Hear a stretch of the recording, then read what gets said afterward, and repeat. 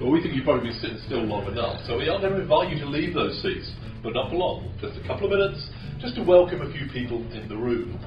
Because we know it all starts with welcome, don't we? I can see a few heads going down and think, I don't want to do that. I was nice and comfortable in my chair. Who else do you think feels like that in the world?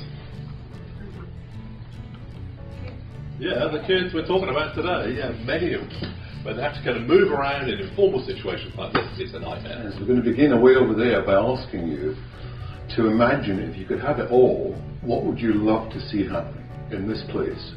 Then we'll move into that circular space and we'll ask you to imagine it's a year from now and to think together, what could you have achieved in a year's time towards a place you'd love to be?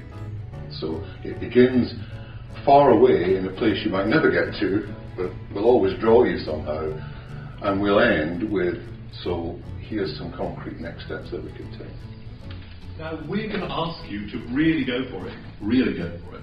You know, as if time, resources, the past was not an issue. If you could have it all, what would you love to see for the children and young people with autism across West Sussex? What would you love to see?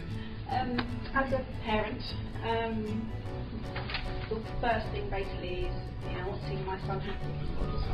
I personally would like to see a future whereby we all, parents, carers, teachers, all professionals, we all work to one goal, and that is the child. Okay, my dreams, I've got lots. Get rid of those tick box criteria. And the tick box criteria? There are too many families not being able to access the services their children need because they're too high functioning. If they're autistic, they should still be entitled to it.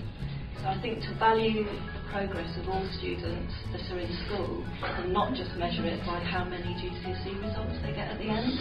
When I meet parents in the school, that I take them round and I can say, yes, you have a place in our school. And that's for quite a few people here, that actually that's the dream, the real dream, that we can actually, yes, we can work with your child.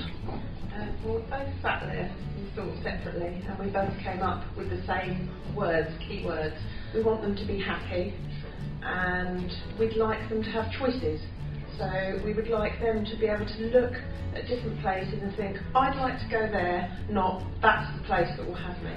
But the main thing as well for me is, and this is something my son says to me a lot, is that people actually understand what it's like to be an autistic child. He says to me, Mummy, you don't understand. He says about school, they don't understand. And it's that coming back to, I think somebody said right at the beginning, the training for parents, for carers, for teachers, for professionals, so that they actually understand what it's like to be that child, what it's like to be a parent of an autistic child, so that you turn up at school having gone through 3 hours of agony, not to get that sarcastic comment up, do you know what I mean? So that understanding that people know what it's like. Now, no pressure, but you've really got the last word on this. Okay? Very much. And we're all listening, aren't we? We're all listening. Yeah, go on, real kicker. Yeah. What you got? I think looking ahead for my daughter, who's only 7, I would like her potential to be achieved, for her to realise her potential to be achieved, and that she has choices. So whether she wants to be a car mechanic, a ballerina or a rocket scientist, there's inclusivity in the workplace. So she can go to whatever job she wants to go to, or career choice, and they'll accept her for her ability and her passion and her ability to do what it is that she can do. But the reason we're doing this is to create a sense of direction. You know, this is where we want to head. If this astronaut went in the direction of the stars, you know, if this is all about flexibility and things happen quick and university being possible and all those things, maybe not all those things are going to happen in a young person's lifetime. Maybe they're not. But you know what?